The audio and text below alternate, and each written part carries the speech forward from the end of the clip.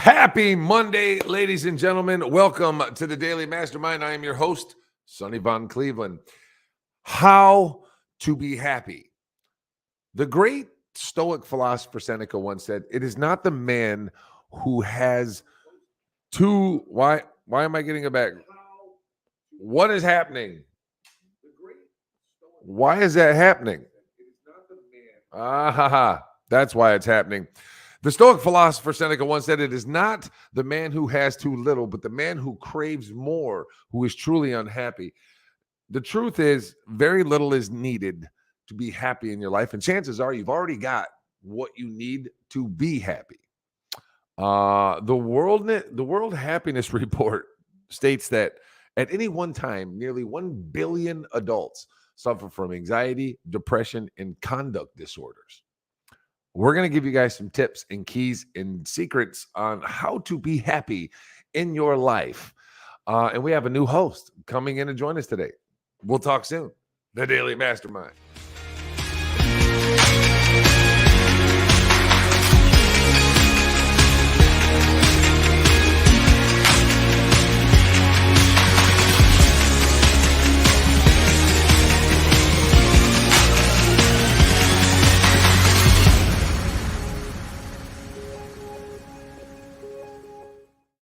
Welcome to the Daily Mastermind. As always, my beautiful other half, Claire, is here and introducing motivational speaker and Palm Desert resident, Megan Kingston. And Megan, you got to unmute your mic, kiddo. There you go. Welcome to the show. Yes, no, thank you so much for having me. And I swear I'm going to get with technology. Happiness has been something that I feel as though I sought for a very long time. And now being in the space of getting to help people seek that for themselves, I've dove down a hole of realizing it's not just a feeling. It's a thing, it's an experience, it's a person, it's so much that creates like this word happiness. And I think so often I found myself chasing it instead of realizing that I already had it. That's the thing. That's the thing right there that Seneca was talking about. It's not the person who it's not the person who has too little, but the person who craves more that is truly poor. And I think what you just said is right. A lot of us don't realize how that we barely need anything, right? We don't need much to be happy, but it's about assessing and recognizing those needs, right? Yes. Claire, what do you think about happiness?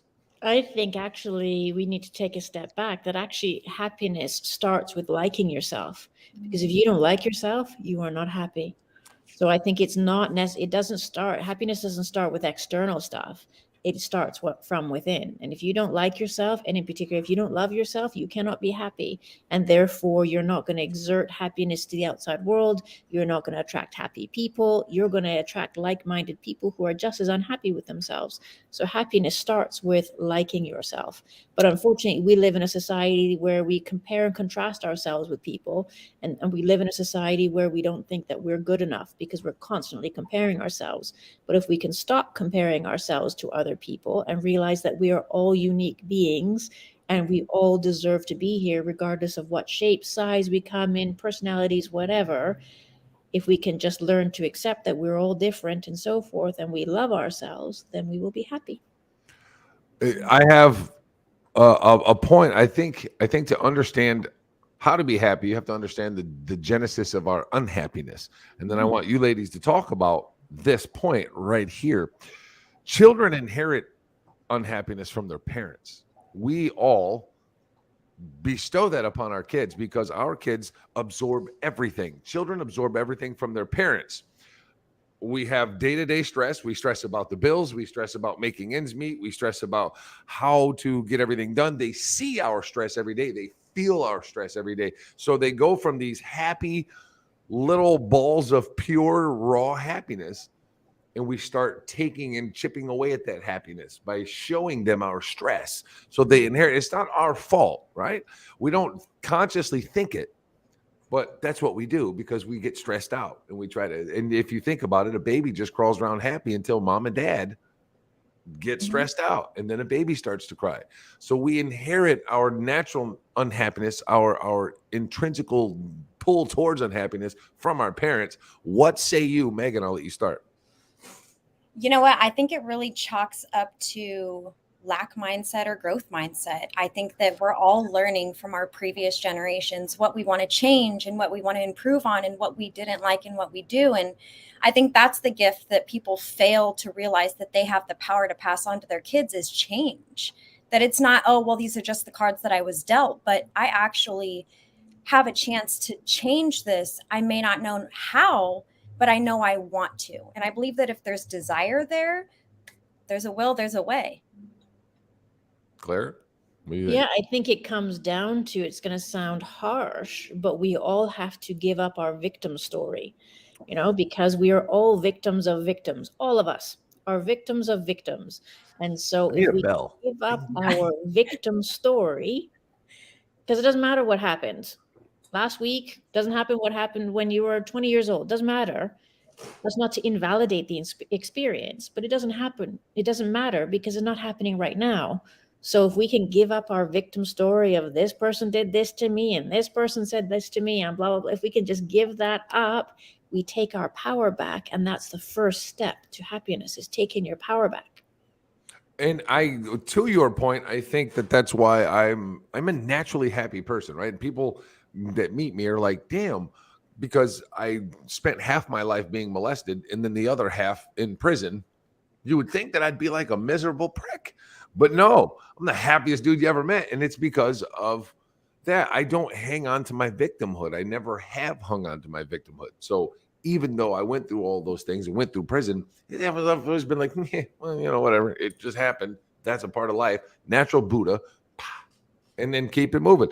So perfect things on identifying unhappiness. So if you are unhappy in your life and you know that you're unhappy in your life, we're going to discuss some key things that you can do to bring forth the happiness in your life. I don't know exactly what these ladies have in mind for their happiness factors or how they've done it.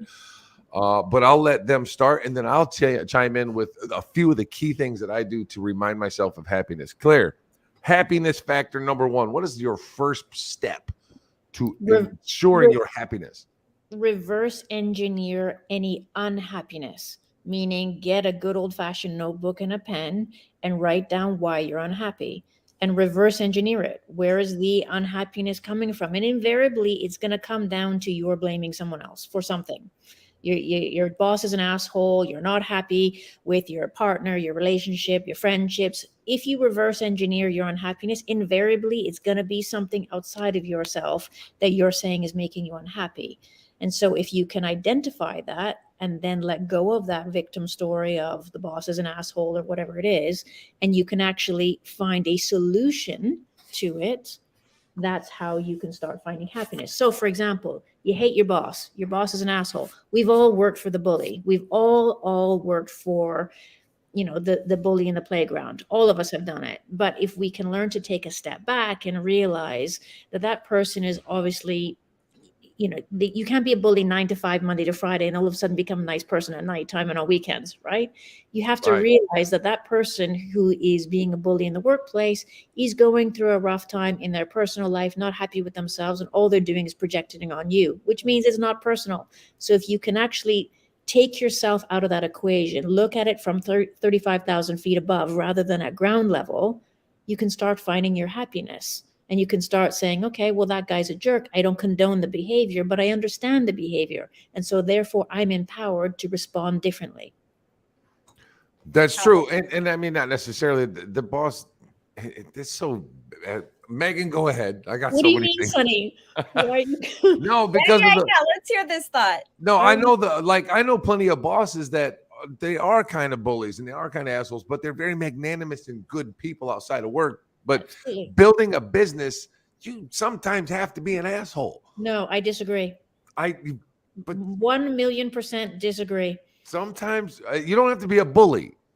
You don't have to be a bully. You don't even have to be an asshole. Well, there's a difference, because if you're too soft, your employees will run through you. They will run over your business. They will run through your business. They won't pay attention to rules, guidelines, regulations. They'll trash your inventory. They'll trash your customer service. They'll trash your reputation. if you don't lay down an ironclad boundary. But you don't have to be an asshole, Hmm. and you don't have to be a bully. I'm telling you, I was top 1% of a Fortune 500. No, I know. I listen. I know that she is definitely.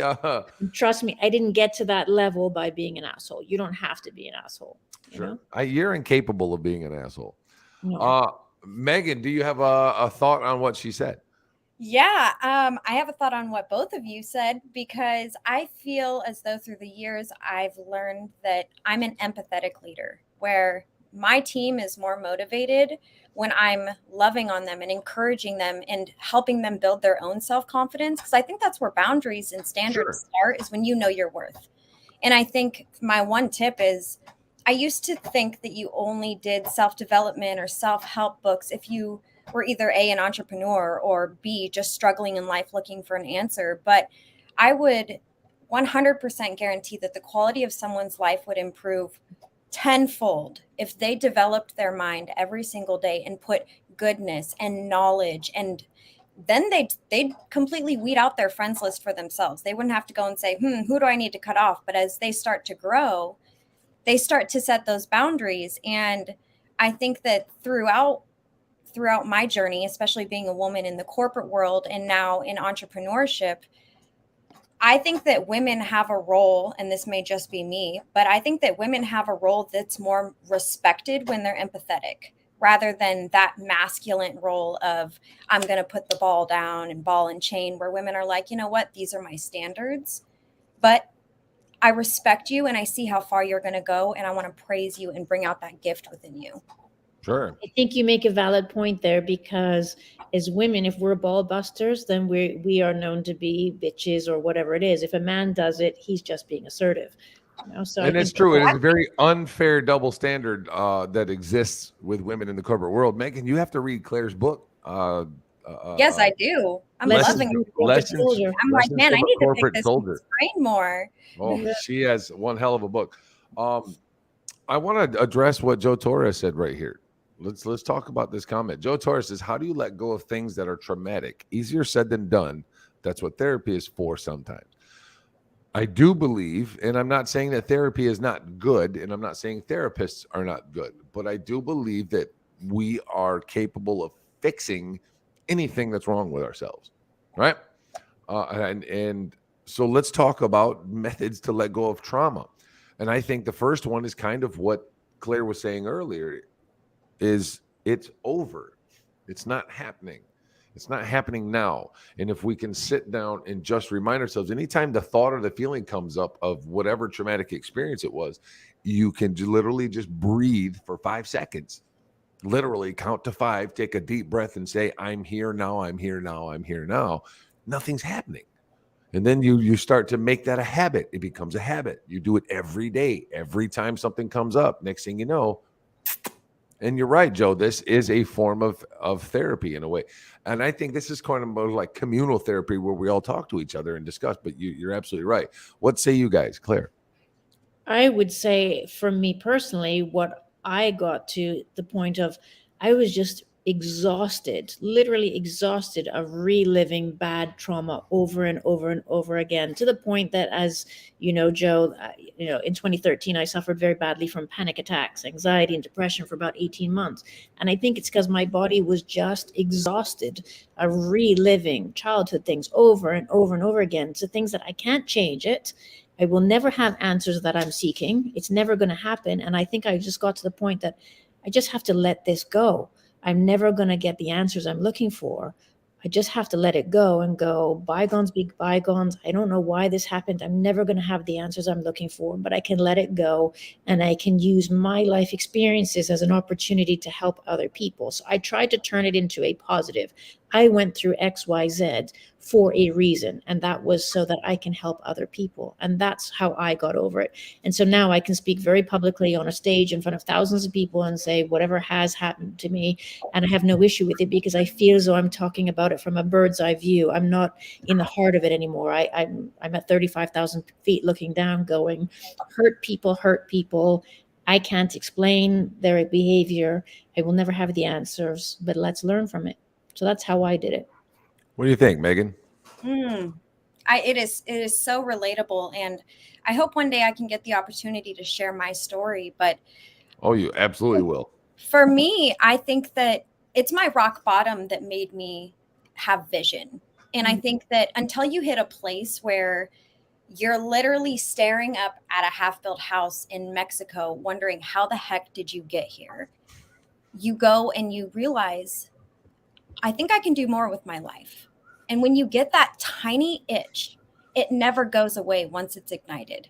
And it may take some time to ignite it, but that's where growth happens, is when you're surrounded in places that either break you to a point of having to change, or inspired by the people you're surrounded by to want to change.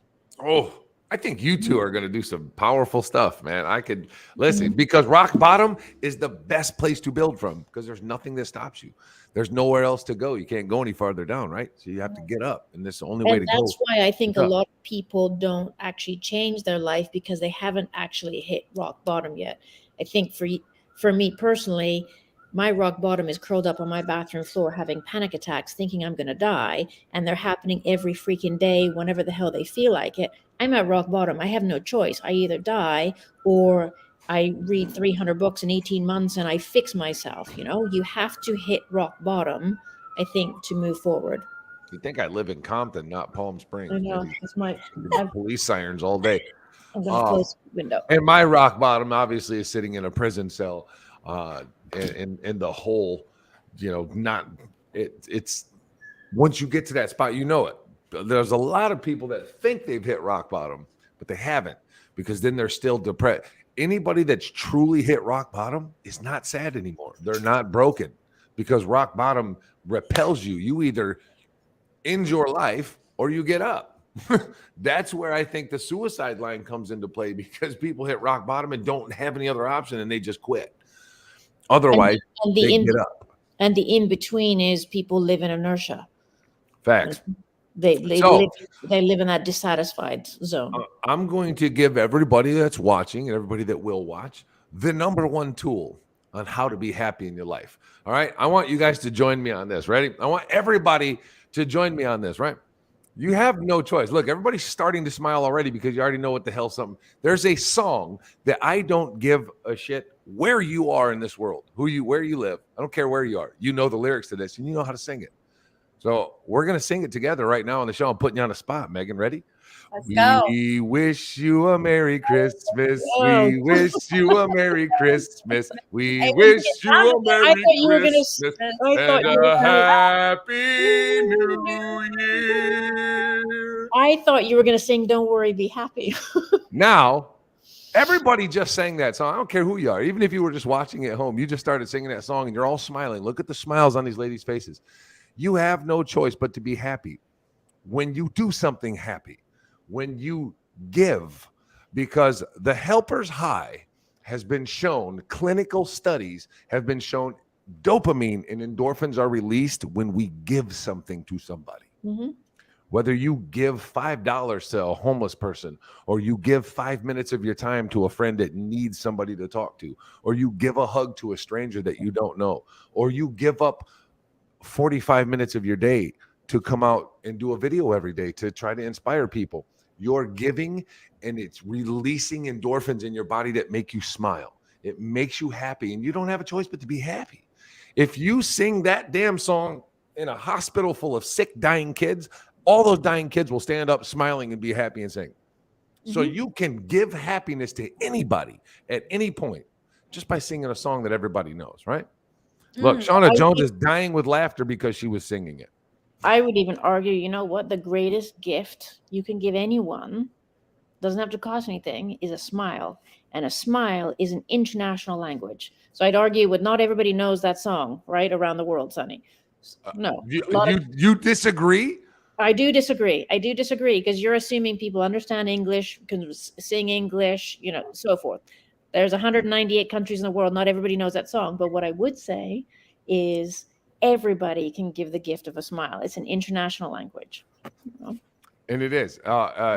It's giving, I think, that truly brings about happiness. I think the art and act of giving is the number one key to being happy in your life. It doesn't matter what you have. It doesn't matter where you are.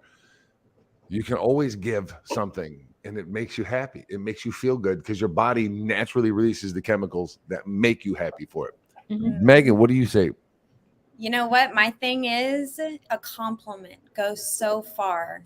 And my husband and I talk about this all the time. You know, we challenge each other like, hey, you know what? Let's try to give a compliment to every person that we come in contact with. And it's simple. It's not like, oh my gosh, you're amazing. It's genuine. I love your hair. You know, some women have these eyelashes done. Like, I love your eyelashes. And it's crazy to think we don't know what goes behind the scenes with somebody else's life, and anybody can put on face, but that may be the only compliment they've heard in forever. Mm-hmm. Right. That's a great idea to challenge each other to do something like that. Awesome idea. Claire, what do you think? I think you're absolutely right, is that no matter how low you may feel in life, or you're carrying past traumas or whatever it may be, go help someone. I remember I used to be a governor, and I've talked about this before, of one of the poorest schools, inner city schools in London. And you go in at 6 o'clock in the morning, and I would make toast with butter or jam on top. And that would be the only meals of the day these little kids would have. And to see these little kids so excited about having a piece of toast in the morning, you'd think, I have no reason to think about what happened when I was 6 years old or whatever it may be, because this 6-year-old in front of me right now has got a hungry belly and is excited about toast. And so that's how I can get out of my own head. And I would suggest that to anyone, to get out of your own remuneration, because effectively that's what it is. We're ruminating on our past life over and over and over and over again. It's over. So go and help somebody today, and you won't be thinking about what happened to you in the past. Again, it's not to invalidate what's happened to you in the past. I'm not saying that. You don't have to invalidate yourself. It doesn't mean that it doesn't matter, but you have a choice to move forward. Yes. True. And I want to address what Ma says here. This is Ma. She's my adopted Ma that I met her in prison while she worked in food service. She said, but sometimes you get tired of giving. I don't think that's a thing, Ma. No, I don't. I don't think I've know. ever. I think I know what your mom means. I need furtherness here. If I may speak on Jill's behalf, because you and I, Jill, are connected. I think I know what you mean. It can be exhausting giving and helping people who don't want to help themselves.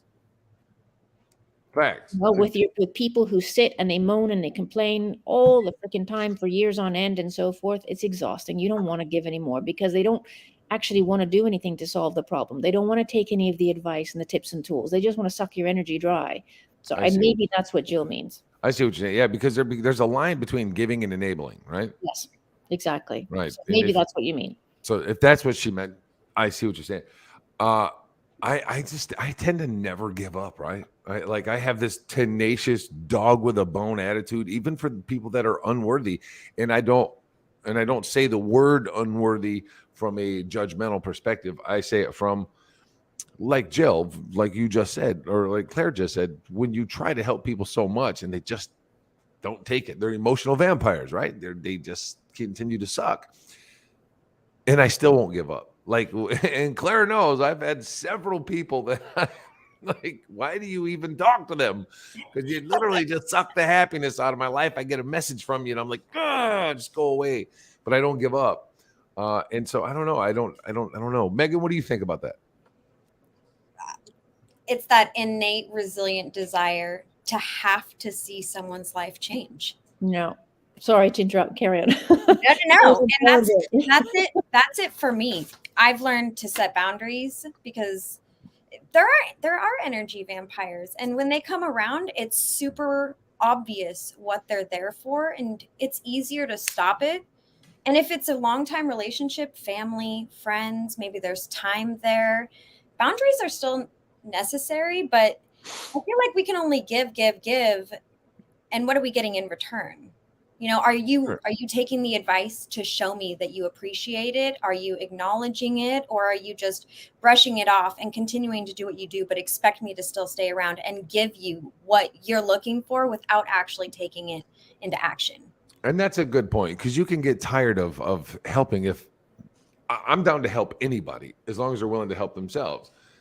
And that boundary, that's something Claire has helped me work tremendously on, is I'm not going to force you to take my advice and do something better. I can tell by the way And- she said no.